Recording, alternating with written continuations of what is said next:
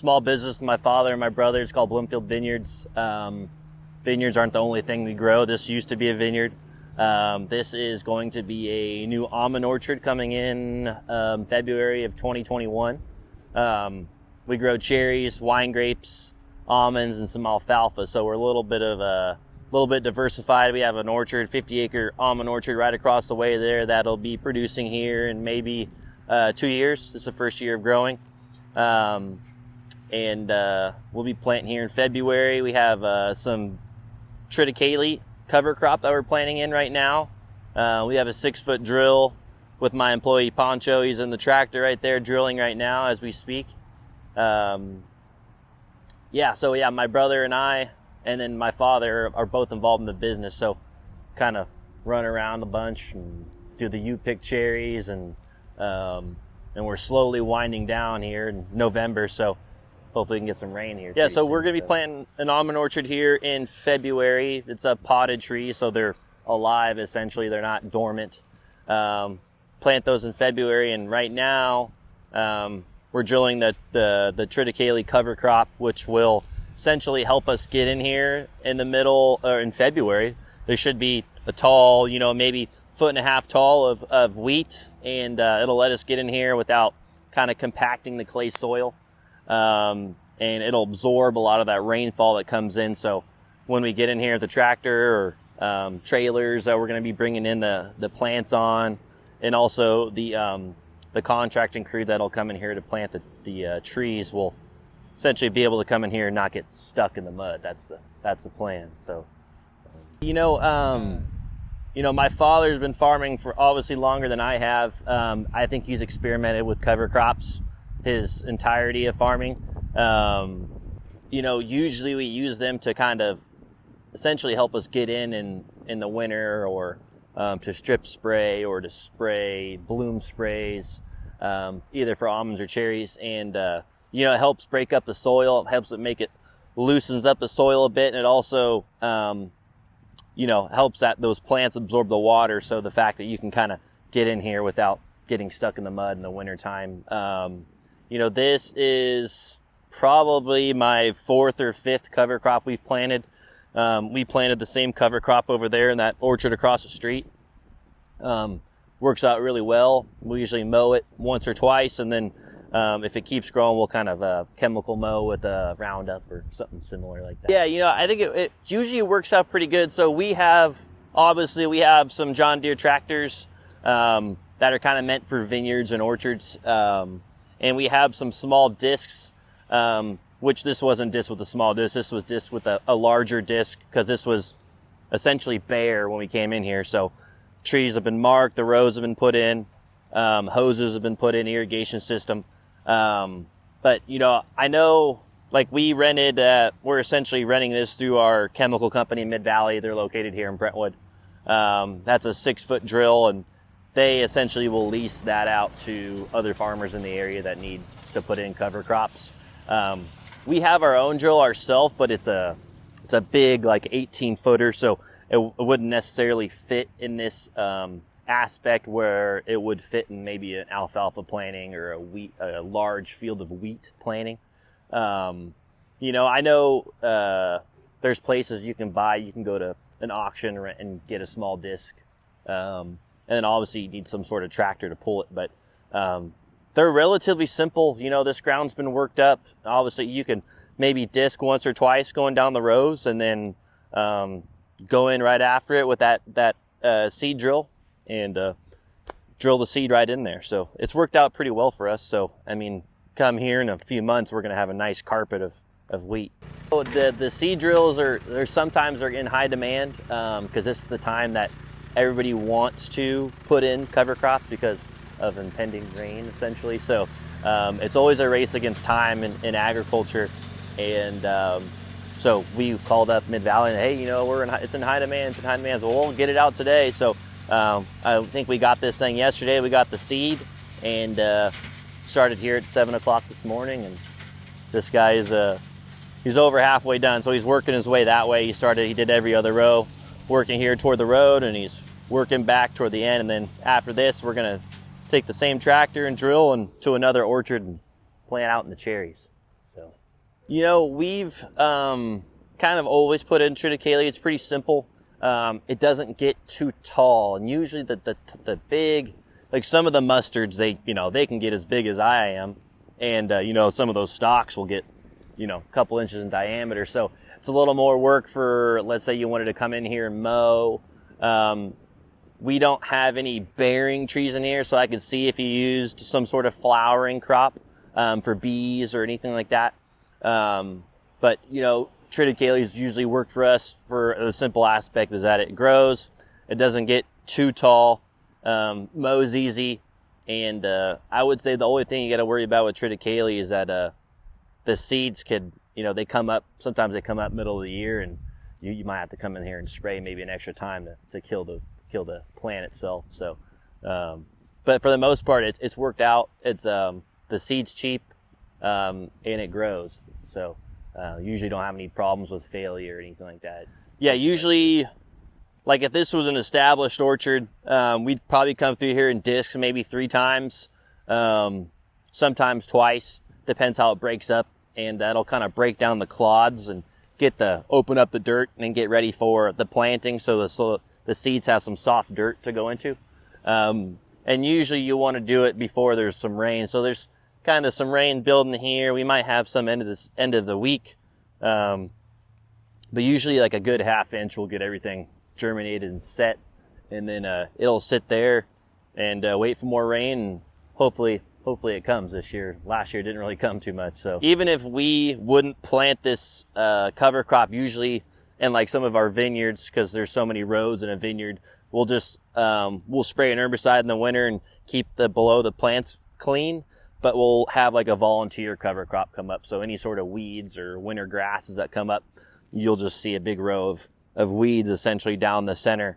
And they do kind of a similar purpose. But it saves you a little money where you don't have to spray the entire floor, and you just kind of let the grasses come up in the middle. Yeah, so we received some Nrcs funding for the irrigation system. So they'll pay us essentially a per acre, on a per acre basis of for this orchard. So they essentially will pay somewhat for the drip hose, and all the pipe in the ground, all the plastic PVC to get here. We have the existing pump and the filtration tank, so they didn't have to do anything with that.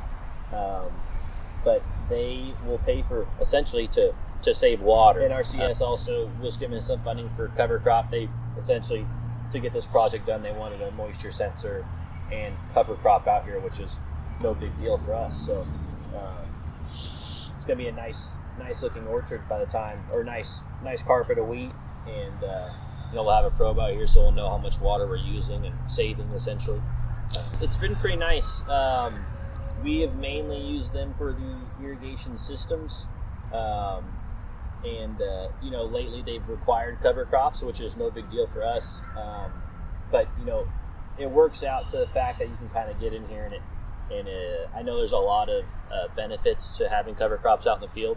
I'm sure there's a long list, but it's worked out pretty good for us, for the fact that they essentially they'll pay for the seed, and you have to pay for the labor to put them out there essentially. So the guy on the tractor and diesel and all that stuff out in the field. So it's worked out pretty good for us. So. Yeah, for sure. No, this stuff's going to look really good. I mean, whenever we get rain, this thing's just going to be a green carpet here. So hopefully we'll have a nice carpet of wheat by the time we get in here, and we'll be planting here in February. So another orchard planted, and I don't think we'll be calling ourselves Bloomfield Vineyards anytime soon.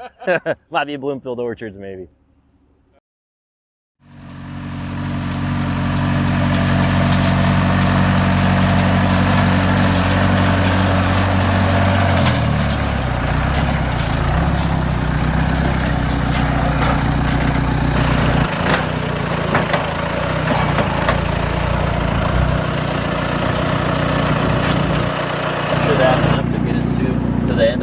So it's just kind of a triticale seed, wheat seed, kind of an auger that'll kind of move the seed down and go down into this tube here, into the shoe, and down into the dirt. You can kind of see right there.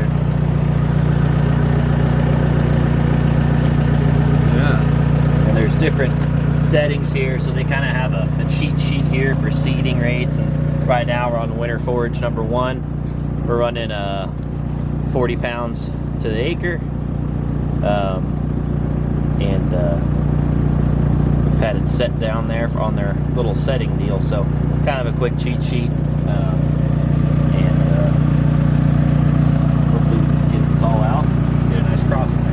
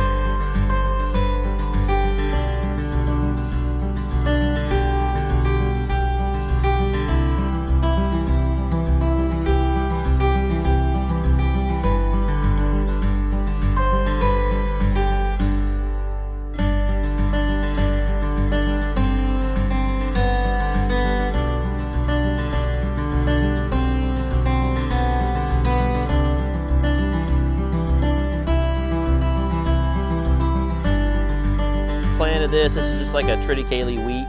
I think we got like a 6-foot drill. This are 21 feet spacing between the borders, so we're gonna plant almonds here sometime probably end of April, early May. So yeah, we got in I think in maybe November, right before it started raining essentially, and somehow we've had enough rain to keep this thing moving. I think we were a little under 4.5 inches total since rain season started. So not a good year for rain by any means, but I mean, thing looks pretty good. It's starting to dry out here a little bit, so it might be turning blue here unless we get, some rain down the forecast. But everything looks pretty good though. Looks like a nice stand. We've cleaned it up here a little bit with the Roundup on the side just to kind of keep the field clean. But besides that, it's intact, and probably be mowing here the next couple weeks and kind of flatten it all out and make it easy to get in. But I'm sure it'll push right back up again. Usually you probably mow twice, and then we might terminate it here with a quick Roundup spray to clean up the field before plant or after plant. Doesn't really matter. Besides us planting in the ground, we didn't put any fertilizer with it. This was grapes before, so there might be some kind of remaining nutrients in the ground from the grape fertilizers.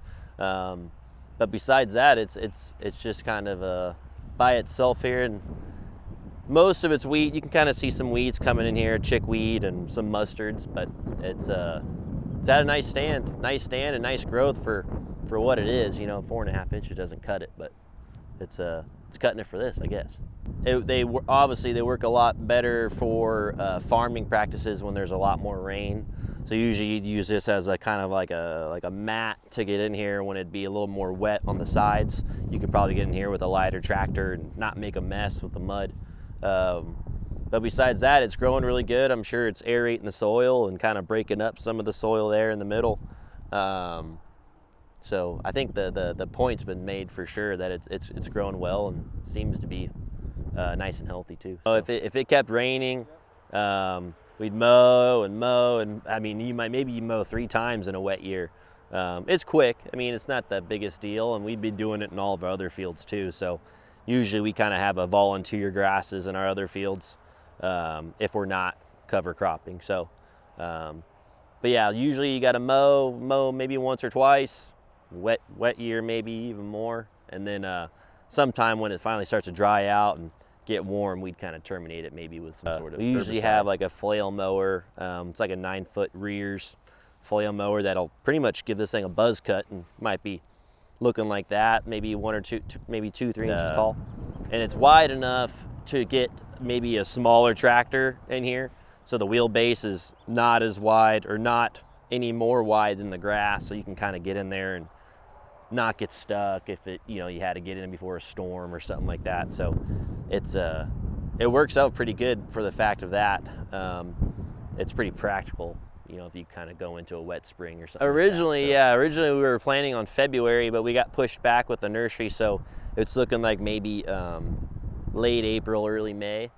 Obviously, we want to be on the earlier side just to kind of get them in and get them moving, but it'd be really nice if it was a wet year and this was in here, because usually, you know, you want to plant something that's not too wet, so you don't want to dig your shovel down in here and have just mud sticking underneath your, you know, on your shovel. You want to have something that possibly, you know, has moisture but crumbles a little bit, and you're not planting into a mud bed. But we've had that happen in 2017. We didn't have one of these, and we got lucky. We had a 2-week period where, all right, it's dry, we're getting in, there's going to be another 2 winters behind us as soon as we plant. So got it and planted, and rain soaked all those trees in, and it worked out perfectly. But it's not how it always works out. So. Mother Nature.